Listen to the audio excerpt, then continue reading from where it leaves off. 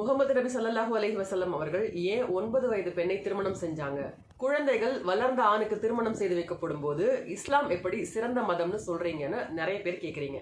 First of all 7th செஞ்சுரியில நடந்த திருமணத்தை 21ஆம் நூற்றாண்டின் தரவுகளை பயன்படுத்தி மதிப்பிடுறதுங்கிறது முற்றிலும் நியாயமே இல்லாத செயல். ஏன்னா அந்த காலத்துல பல சிவிலைசேஷன்ல பெண்கள் பருவமடைந்தவுடன் திருமணம் செய்யறதுங்கிறது வழக்கத்துல இருந்த விஷயம் தான். ஏன்ஷியன் கல்ச்சர்ல ஜூயிஷ் லா படி 3 வயசுல இருந்தே பெண் குழந்தைகளுக்கு திருமணம் நிச்சயம் செய்து வைக்க முடியும், அவங்க பருவம் அடைந்ததும் அவர்களுக்கு திருமணம் செய்து வைக்க முடியும்னு சட்டமே இருந்தது. கிறிஸ்டியன் யூரோப்ல கூட இங்கிலாந்தை சேர்ந்த ரிச்சர்ட் டூங்கிறவர் 1396ஆம் ஆண்டு எசபெல்லா வலோயிஸ்ங்கிற 6 வயது சிறுமியை திருமணம் செஞ்சாரு. அப்படி இருக்கும்போது இந்த விஷயத்துல ஏன் இஸ்லாத்தை மட்டும் குறை சொல்றீங்க? ஏன்ஷியன் டைம்ஸ்ல பல சிவிலைசேஷன்ல இது சாதாரணமா நடைமுறையில இருந்த விஷயம். அந்த காலத்துல குழந்தைங்க இயற்கையாவே healthy foods, clean environment, artificial hormones இல்லாம வாழ்ந்ததால குழந்தைங்க வித்தியாசமா வளர்ந்து முதிர்ச்சி அடைஞ்சாங்க. அந்த காலத்துல இருந்த 9 வயது சிறுமியுடைய ஆரோக்கியம், உடல் வளர்ச்சிங்கிறது இந்த காலத்துல இருக்கிற 9 வயது சிறுமியை போல இல்ல.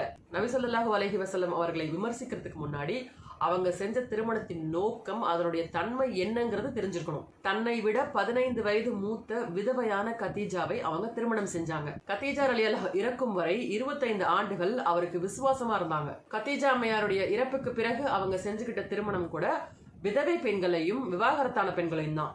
அது முக்கியமா அவங்கள பாதுகாக்கிறதுக்காகவோ அல்லது முஸ்லீம் ட்ரைபல்ஸ ஒன்றிணைக்கிறதுக்காகவோ நடந்தது. நபி ஸல்லல்லாஹு அலைஹி வஸல்லம் அவர்கள் திருமணம் செஞ்சுக்கிட்ட ஒரே கன்னி பெண் ஆயிஷா ரலியல்லாஹு மட்டும்தான்.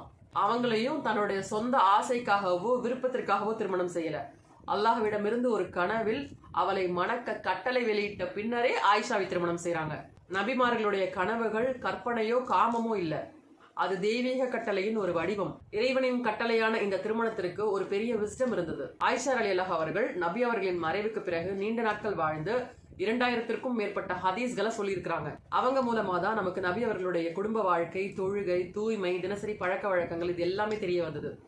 அதுதான் அந்த விஸ்டம்.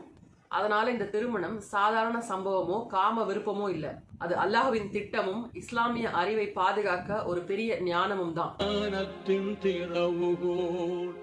நாயகம் அல்லவா, நபி நாயகம் அல்லவா.